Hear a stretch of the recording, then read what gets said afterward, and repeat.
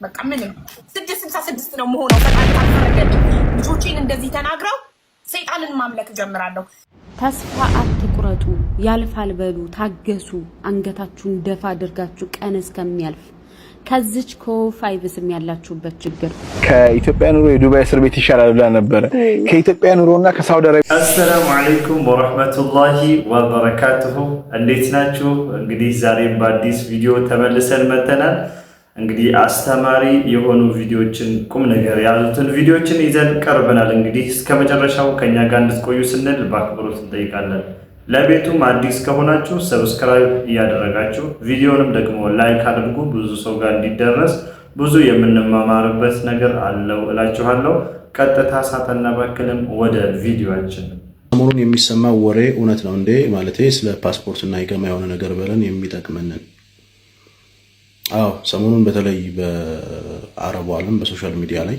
በተለይ ኢቃማ በላግሮብ ያለባችሁ ካሰሪያችሁ ጠፍታችሁ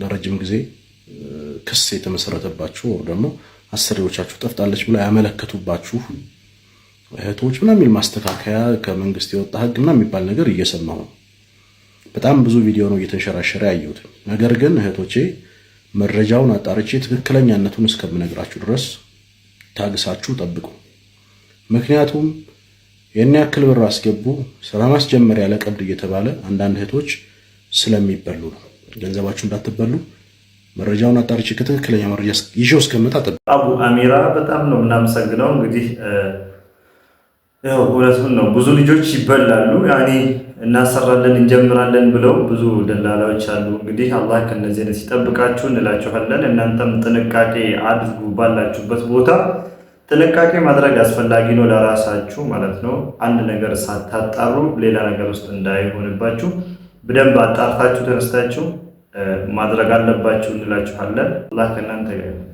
ከወደ ሳውዲ አስደሳች መረጃ ተሰምቷል ነጃሺ ከጅዳ ምንጮች ለመስማት እንደቻለው የምህረት አዋጅ ሊወጣ ነው በተለያዩ አመታት በህጋዊ መኖሪያ ፈቃድ ሳውዲ አረቢያ ይኖሩ የነበሩና የመኖሪያ ፈቃዳቸው በተለያዩ ምክንያቶች የተበላሸባቸው ግለሰቦች አዲስ አሰሪ እስካገኙ ድረስ የታደሰ ፓስፖርት ከያዙ የመኖሪያ ፈቃዳቸው እንደሚስተካከል ለማወቅ ተችሏል ይህ የምህረት አዋጅን በቅርብ ሳምንታት ተግባራዊ እንደሚሆን ይጠበቃል ስለሆነም አዋጁ በይፋ ተግባራዊ እስኪሆን ድረስ አገልግሎቱን የሚሹ ግለሰቦች ፓስፖርታቸውን በማሳደስ እንዲሁም አስፈላጊ ቅድመ ዝግጅቶችን በማድረግ እንዲጠባበቁ መልእክት ተላልፏል ይህን አጋጣሚ በመጠቀም በርካታ ህገወጥ ደላሎችና ግለሰቦች ፓስፖርት እናሳድሳላችኋለን እንዲሁም አስፈላጊ ነገሮችን እናሟላለን በማለት እያጭበረበሩ እንደሆነ ነጃሺ ለማወቅ ችሏል የጥንቃቄ እርምጃዎችንም የአገልግሎቱ ፈላጊዎች እንዲያደርጉ ስንል መልእክታችንን እናስተላልፋለን መረጃ የሚፈልጉ ግለሰቦች ከነዚህ ህገወጦች ራሳቸውን በመጠበቅ ወደ ቆንጽላ ጽሕፈት ቤት በመሄድ ትክክለኛውን መረጃ መውሰድ እንደሚችሉም ተገልጿል በመጨረሻም ይህ የምህረት አዋጅ በኡምራ ቪዛ በዚያራ ቪዛ በተለያዩ ህገወጥ መንገዶች ወደ ሳውዲ አረቢያ የገቡትን እንደማያካትት ተገልጿል ነጃሺ ቲቪ በዚህ መረጃ ዙሪያ ሰፋ ያለ ማብራሪያን አካቶ በሌላ ዝርዝር ዘገባ የሚያደርሳችሁ ይሆናል ያው ስለምንወዳችሁ ነው እውነት ነው ወደ ቆንጽላ ጽሕፈት ቤት ሄዳችሁ መረጃ መውሰድ አለባችሁ ማለት ነው ብላችሁ አሰራለው እንሰራለን ብለው ብር ያስለቀው እንግዲህ ጸጥ እንዳይልባችሁ ሙሉ መረጃ ማግኘት የምትችሉበት ቦታ ላይ አድርጉ ለምን እናንተ በጣም ብዙ ሰው ለመሸወድ እንግዲህ ይሄን አጋጣሚ ስለሚጠቀም እናንተ ደግሞ ትኩረት አድርጋችሁ ማሰራት አለባችሁ ማለት ነው ኢንሻአላህ አላህ ከችግሩ ያውጣችሁ አላህ ከእናንተ ጋር ይሁን ኢንሻአላህ ነበር ከኢትዮጵያ ኑሮና ከሳውዲ አረቢያ እስር ቤት ነው የሚሻለው ኢትዮጵያ ኑሮ ይሻላል እስር ቤት ህይወት ጥሩ ነው ብሎ ማውራት በጣም ከባድ ነው እስር ቤት ውስጥ ምንም ደስ የሚል ነገር የለም ነፃነትን ማጣት ምንም ነገር የለም ደስ የሚል ነገር ምንም የለም ለሰምን ነገር እዚህም እኮ ተበላለ ተጠጣለ እኮ ውጭም እኮ ይበላል ይጠጣል እኮ ግን እስር ቤት ውስጥ እንዴት አይነት ደስተኛ ልትኖር ትችላለህ ከማንም ጋር እኮ አትገናኝም እኮ ፀሐይ ማየት አትችል ወዲህ ምን ፀሐይ ማለት ፀሐይ አይደለም እንዴ ግቢ የለውም እንዴ በቃ አንተ ታጠረ እኮ ነው በቃ ቆርቆሮ ነው በቃ ቤት እኮ ነው በቃ ምንም ነገር አታይም እኮ እንዴ ጠባብ ነው ጠባብ ሰፊ ነው በጣም እና ግቢ ምናምን አለ አይደል አሁን ቋራዎች እስር ቤት ምን እኮ ግቢ አለ ኳስ ሜዳ አለ እዛ የለም አናይም እኛ እኔ ፀሐይ ነው ወደ ሀገሬ ስገባ ብቻ ነው ወደ ልንሄድ እና ፀሐይን አለማየት ቆዳሽ ምን አልጎዳው ያው ነገርኩ እስር ቤት ውስጥ ተቀምጠው 2 ወር ሙሉ ፍርድ ምናምን የለም ገና አልተጠራንም። ከ2 ወር ቆይታ በኋላ እስር ቤት ፍርድ ቤት ሄደን ቀረብን እኛ። ከዛ ያጠፋነው ወንጀል እኛ ሐጅ ነቢ ከሆነ ወንድ ጋር ተቀላቀለ ሴት ነው በሚል የታሰርነው ማለት ትዳር ካልያዘው ቤተሰብ ካልሆነ ወንድ ጋር ተቀላቅሎ የተገኘ ሴት በሚል እክትላ በሚል የታሰርነውና እስር ቤት ፍርድ ቤት ስንቀርብ አንዳንድ እግራችንን ታስረን ነበር በሰንሰለት። ሰንሰለታችን ይጮህ ነበር። አትጎትችኝ ተባባል ነበር። ይሄድነው ወደ እስር ቤት ፍርድ ቤት ቀረብን። ተፈረደብን 2 ወርና 40 ጅልድ ማለት ለመገረፍ ማለት 40 ጅልድና 2 ወር ፍርድ ተቀጣን። እሺ ተመልሰን መጣን ያው ቀጠለ እዛው 40 ጅልዱ ምንድነው? ግርፋት ነው። ጀርባን ተገረፈ እና ተገረፋችሁ? አዎ ተገርፈና 40 ጊዜ። ማን ይገረፋችሁ? ምጠዋዎች አሉ እዛው እስር ቤት ውስጥ የሚገርፉ ወንዶች አሉ። ምን አይነት ሰዎች ናቸው? ሰው ናቸው እንደኛ ግን ያው መተው ይገርፉሃል። የተፈረደበት ሰው ይመጣል። ከነለብስሽ ነው ራቁትሽ? አይ ልብስ ለብሻለሁ ከኋላ ነው ይገርፉ። ግን ልብሱ በጣም ስለነበር በጣም ነው የተጎዳሁት። እንትን ቆዳይን ሁላ ተልጦ አክስቴ በእንትን ታስይል ነበር። በምንድነው እሱ በጣም ነው የሚገርፉት? አዎ ያማል። 40 ጅልድ ትንሽ አይደለም እኮ። ውፍረት አለው መግረፊያው? እንዴ ያው ጅልድ ይባላል። በጣም ነው የሚያቃጥለው። በጣም ነው የሚያማው። ወፍራም ነው። ስታለቅሽ ማያዝ ነው እንዴ? ምንም አለቀስ ምናምን ነገር አይሰራም። እዛ 40 ነው ህግ ብሏል እንግዲህ ይያል። አዎ ግን ሰብአዊ መብት የለም። ፍርድ እኮ ነው በቃ የሀገሩ ህግ ነው። ህጉን መተግበር አለባቸው። ገረፉን 40 በስማ እና በ6 ወር ሞላን እዛ እስር ቤት ውስጥ። እዛው እስር ቤት ውስጥ ሌላ እስር ቤት ነበረች ብለሽ ነበር? አዎ እና እዛ እስር ቤት ውስጥ ምንድነው ዝልዛል የምትባል ክፍል አለች። እሺ እሷ ክፍል አሁን ሰው ከተደባደበ ወይ ተላላፊ በሽታ እንዴት የያዘ ሰው ካለ ምናምን እዛ ክፍል ውስጥ ነው የሚገባውና ክፍሏ በጣም ጠባብ ናት። እዛ ክፍል ውስጥ ሽንት ቤት አለ። እዛው ትመገባለህ፣ እዛው ትተኛለህ። ለመዘርጋት እንኳን አይመችም ክፍሉ በጣም ጠባብ ክፍል ናትና ሰው ከተደባደበ ምናምን ወይ ከተጣላ ማለት ነው ታርኛው ነው ከተገኘ ትታሰራለህ። እንደዚህ ኩፍኝ የተለያዩ በሽታዎች የሚተላለፉ በሽታዎች ምናምን ካለብን እዛ ክፍል ነው የምትገባውና እናያቸዋለን እነሱ። ሲጋራ ጭሰሽ ነበር እዛ? እንዴት ነው ጭሰሽ? አንተ ፊሊፒኒ እዛ ታሳሪ እስረኛ ነበረችና የሆነች ቴሌቪዥን የምናይባት እንትን ከታች የሆነች እንደ መቀመጫ ነገር አለች። ትንሽ ከላይ እንትን አለ ሴራሚክ አለው ከታች መቀመጫ ነገር አለች። ተደብቃ ነው ሳምታጭሰው ወደዚህ ውስጥ መጣ። ከየት ተወዛች ሲጋራው? ቅዳሜ ገበያ አለ። የሚገርም ይፈቀዳል። እኔም ማጨስ ከፈለኩኝ ገዛለሁ። ኖ ሲጋራውን ገበያ ላይ አይደለም የምትገዛው። ፖሊሶች በድብቅ ነው የሚሸጡላት። ፖሊሶች ይሸጣሉ? አዎ። እና ቅዳሜ ገበያ አለ። ይመጣሉ ብስኩት፣ ሳሙና ምናምን ሌሎች ነገሮች ሽቶ ምናምን ከፈለክ ምናምን ይሸጣል ያመጣሉ። ሱቅ ውስጥ ግን ሲጋራ አይሸጥ አይቻልም። ሲጋራ መሸጥ ግን ለእስረኞቹ ያመጡላቸው አሉ ፖሊሶች በድብቅ ማለት ነው። አዎ በድብቅ ይመጣላቸዋል። ስልክ ሁላ ይገባላቸዋል። ብር ካለ ሰጣቸው ነው ነገር ያመጣሉ። ብር ካለ በሰማይ መንገድ ያለው እና ሽታው በጣም ደስ ይላል። ሲጋራ ቁርንፍድ ነው የሚለው። እሺ ያኔ ሐራም ነው ወላሂ ሲጋራ ሐራም እንዴ! በዛ ላይ በጤና ላይም ደግሞ ችግር ያመጣል። ይሄ በሳይንስም የተረጋገጠ ነው፣ በሸሪዓም የተከለከለ ነው። ለዚህ ድንገት እንዳትሞክሩት ይሸጣልላችሁ።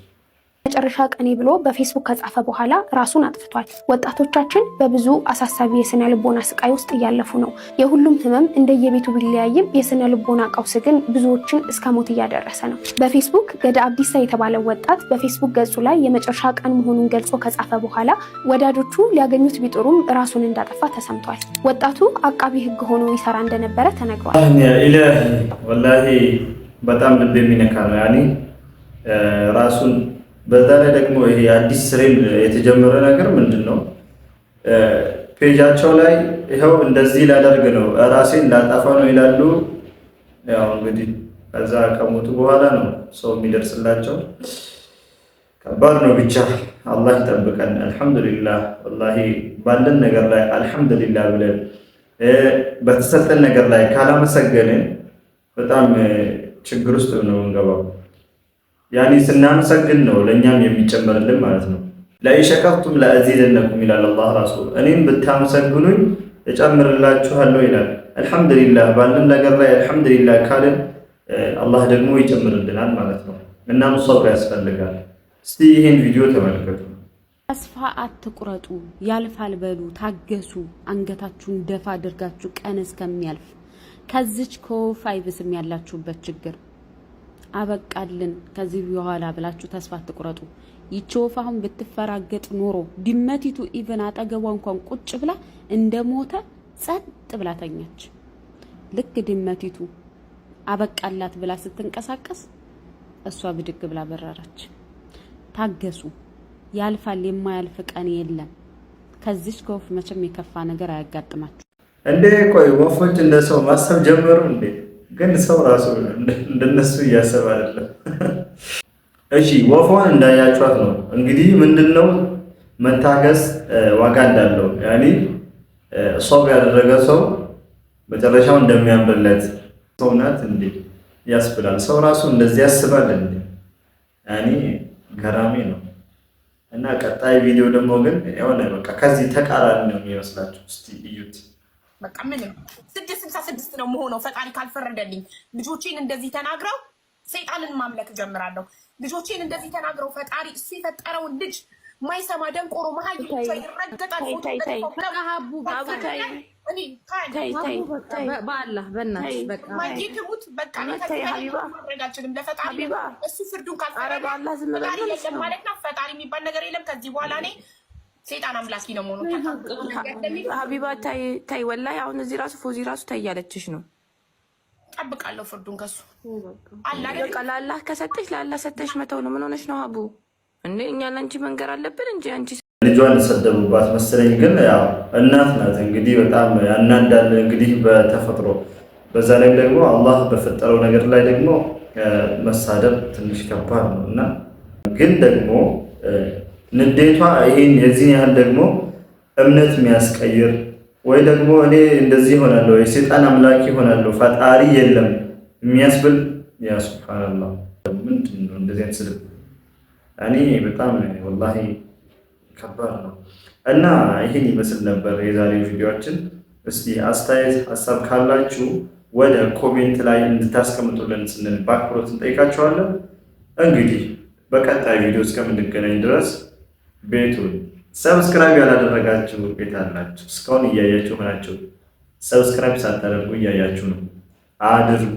ላይክም አድርጉ እንዳትረሱ እናላችኋለን። ወሰላሙ አለይኩም ወራህመቱላሂ ወበረካቱሁ። በሌላ በአዲስ ቪዲዮ እስከምንገናኝ ድረስ ቸር ቆዩልን።